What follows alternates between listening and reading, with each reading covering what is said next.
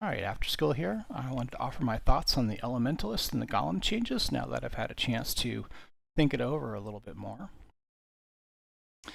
Changes on the Ascendancy here, Shaper of Storms. It's always shock. It's going to increase damage.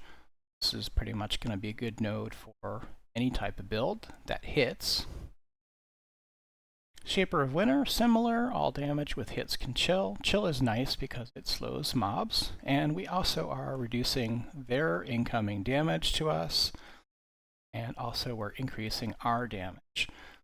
Chill effect is either 30% or maximum. I believe it can be raised to 40% in some situations. So we've got a little bit of a defensive and a little bit of an offensive quality to this node. Shaper of Flames has been an extremely popular Ascendancy node for a long time because it allows any damage type to cause ignites. This is really a great quality, so it's used in a lot of builds, very popular, especially League Star builds. Used to have 25% more damage with ignites, which was great additional damage. No longer have that, unfortunately. Just wanted to point that out in case people didn't notice that part of it. So it's less strong than it used to be, but we have this defensive quality to it now, which is kind of unusual. Enemies ignited by you convert 40% of their physical damage to fire. So building physical damage reduction in your character is harder than elemental resist, which come on gear, tree, and all sorts of places. And also chaos resist, relatively easy to get. Physical damage reduction is fairly hard to get. So if we are converting 40% of physical damage to fire, we can mitigate that fire damage with our fire resist, and this becomes a pretty good defensive node here. It is a condition though. You have to ignite the enemy to work. So that is one thing to keep. If you're not igniting enemies at all, though, this is not helping you at all. And how could you not be igniting? Well, if you have minions, for example, even if they ignite the monster, it's not helping you. So just keep that in mind. There is this condition here. All right, Liege of the Primordial, we're collapse the branch of the Ascendancy tree into just Liege of the Primordial. Get our maximum golems, we get immune to elemental damage, 100% increase of buff effect. Golems are resummoned 4 seconds after. We'll talk a little bit more about golems in a minute, since this is the one that's most interesting to me. We got rid of the other golem node, and now we have Bringer of Rain, which has got mana reservation efficiency for heralds and increased herald buff effect. People aren't talking about this one too much, but I think over time probably we'll see some builds that use this. I'm kind of interested to see how that all works out as people get to know the league a little bit better. And a couple of points on these Ascendancy nodes here is you notice that word hits in a number of these nodes, and a hit, not all skills in the game hit. It needs to have a hit component for these to work, and it needs to be your hit. So for example, it can't be a minion's hit. So just keep in mind that there is a condition for some of these to work. And just in general, in Path of Exile, conditional effects, whatever they may be, are generally not good, because it's that situation where so many things happen in the game, so many encounters that happen, so much incoming damage, so many times the dice get rolled. When those effects are not up, if your character is very dependent on them, you're going to be in trouble from time to time. And that's where we end up with one-shots, and where we end up in all kinds of situations that don't happen all the time, but we roll the dice enough in Path of Exile that they will happen some degree of regularity. So you kind of have to build around these conditions not being met in order for your character to be really well-rounded. I'm not sure everyone's keeping that in mind, thinking about the upsides of some of these. And 4 seconds is also one where I don't think people are being realistic. 4 seconds is actually a long time. If you're in a tense situation, a dangerous situation, right?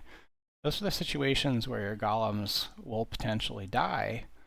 That means that you're in danger too.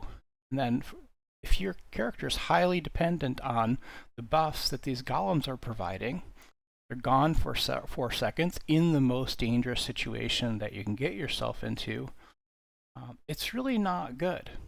And I think people are going to have, some people will have a rude awakening later in the game when this isn't working for them quite the way that they hoped it would. Nonetheless, these are pretty cool changes.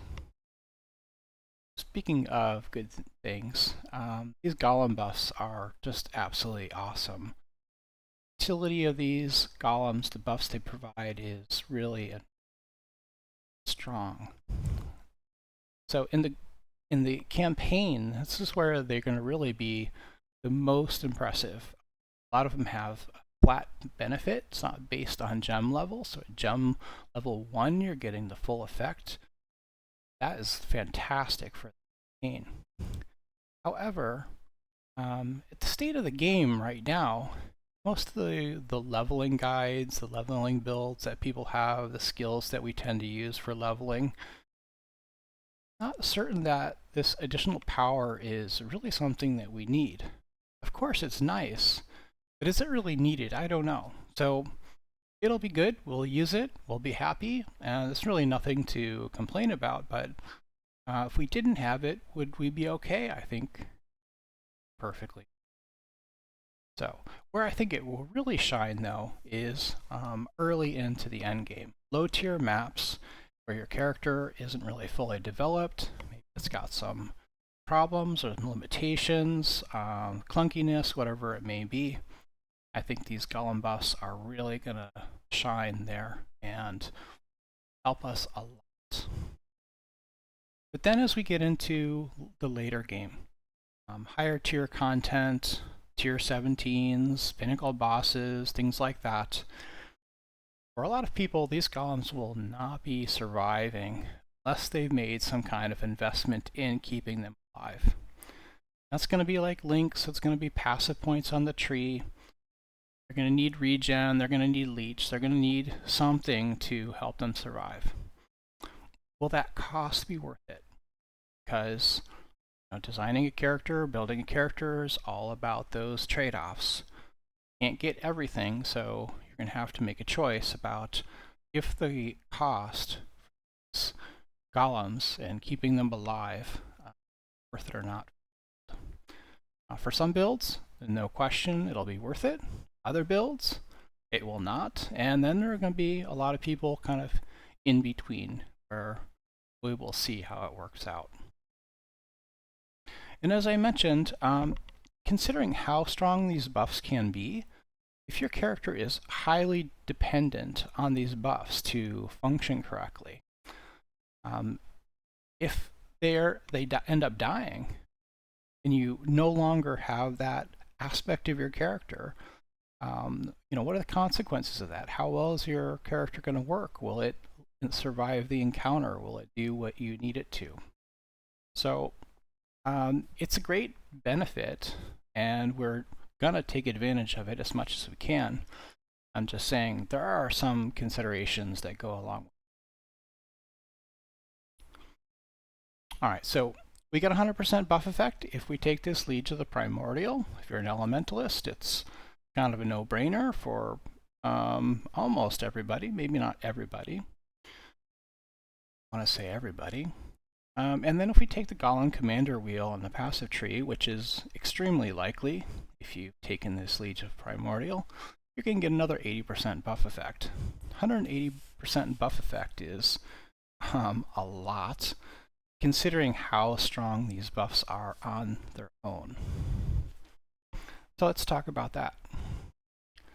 StoneGolem now is 20% increased global defense is huge. And then a 180% increase on that is, this is very significant. Add on top of that a solid amount of flat regen.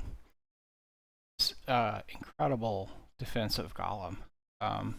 Every character would want to use a StoneGolem if it can. ChaosGolem, we got a flat chaos resistance, which is good, but you can get chaos resistance a lot of different ways. It's nice, so take it if we're using it. But the main thing here is this damage over time multiplier. 16% and then another 180% increase on top of that. That's a huge amount of dot multi. Even in endgame, that is a pretty good boost to any kind of character that's doing damage over time. So a poison build, chaos damage over time, an ignite build, it's tremendous. So that's really going to be a huge benefit if you need it for your character. Chaos Golem of the Maelstrom, significantly more wither stacks, quality increases, effective withered. So I don't know if we know what significantly more means, but I think for a lot of people who design chaos damage builds, it's hard to know exactly how many wither stacks we're really getting. And it's a substantial increase in damage. So if you model in path building with maximum wither stacks, the reality is you probably don't have maximum wither stacks very often. So it's a little difficult to estimate the effect of wither, but if you have this golem and it really does put on a lot of extra stacks, that could be a lot more damage for a chaos damage build. And then to increase the effective withered on top of that is, this is good. It's a transfigured gem though, so you won't be able to get it right away unless you farm lab or you buy it on trade. But for chaos damage build, this could really be good. We'll find out exactly how good.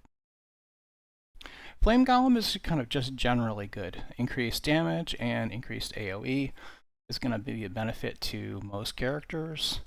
Doesn't really stand out as being unique in the same way the StoneGolem does or the Chaos Golem does, but it's a good buff. Ice Golem, increased critical strike and accuracy. I don't really generally play characters that benefit from these stats, so I don't know how much this is or how good this is, but I think it sounds pretty good. So it definitely make it easier to build a character that needs these stats. Lightning Golem, 10% increased attack and cast speed, and then flat mana regen. With the buff effect, if you have that, it's a lot of attack and cast speed. That's really good. And then this flat mana will essentially solve mana problems. So Lightning Golem, a campaign, would be a huge boost to a lot of characters.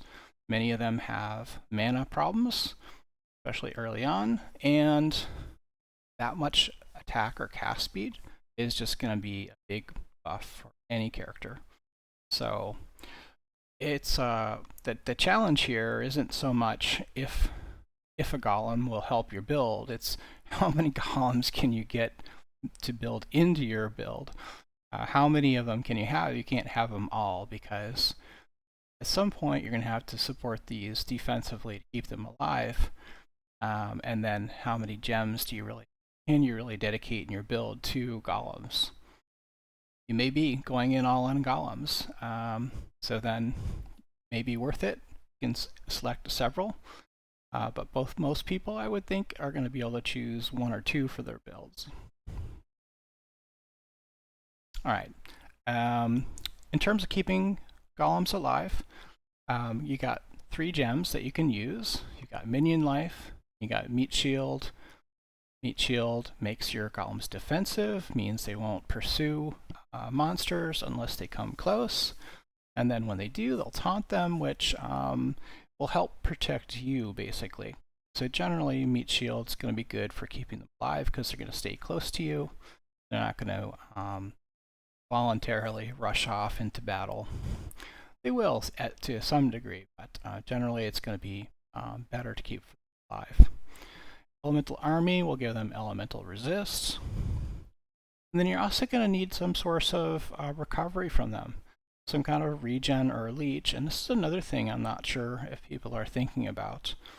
But you can have some way of healing them up, basically, time to time. Or they're eventually, you know, take enough damage and then they'll eventually die. How often that happens depends on how difficult the content is. All right, so on the tree, you've got a couple places. You got Indomitable Army, which will give you physical damage reduction, which is really helpful. If you noticed in the Liege of the Primordial up here, yeah, we've got golems are immune to elemental damage. That's fantastic if, in fact, you're an elementalist taking this node. But then you still have physical damage. So that's where Indomitable Army comes in, if it's needed. And then we also have Grave Intention, which has Chaos Resists. They're all in the kind of the same area. If we are going in all in on defense, we're talking about 3 gems linked to your golem, or link, and then 8 passive points on the tree, plus also travel nodes to get to these nodes. So you don't necessarily need all of that to keep them alive in all situations, but these are kind of the things you can do to help protect them. So on the tree, we've got the path of building open. From the witch start here, it's at the top of the tree. Have Grave Intentions here with our Chaos Resist. We've got our Indomitable Army here for our physical damage reduction. And then we have our Golem Commander up here, which if you are building on golems and you're anywhere close to this, you're probably going to take as well. So you've got 20% increased buff effects on the smaller nodes, 40% here, 80% altogether, and you've got +1 to golems. In the mastery here, you've got the minions leech 1% of damage is life. That will be their recovery, which will work well. You can also use Convocation, which will summon them to you periodically if you're running it with automation, for example. And then it also gives them some regen, so that will help keep them alive as well. And then over here, above Templar, we have another minion defense wheel. It's got the leech as the mastery, it's got some life, and it's got some regen. So altogether, that will help you keep your golems alive. All right, so that's my update on Elementalist and Golem. I'm really excited about these changes, and just in reading Reddit and watching other creators' videos, I feel that not everyone might not be completely being realistic about some of the considerations. I'm not saying that these aren't good changes or this is going to be strong, but you're going to have to take some measures to keep them alive, especially as you progress further into the game and depending on what content you're running, what your build is like, and how you're supporting. So, hope you have a great league. Hope this was helpful, and I'll see you next time.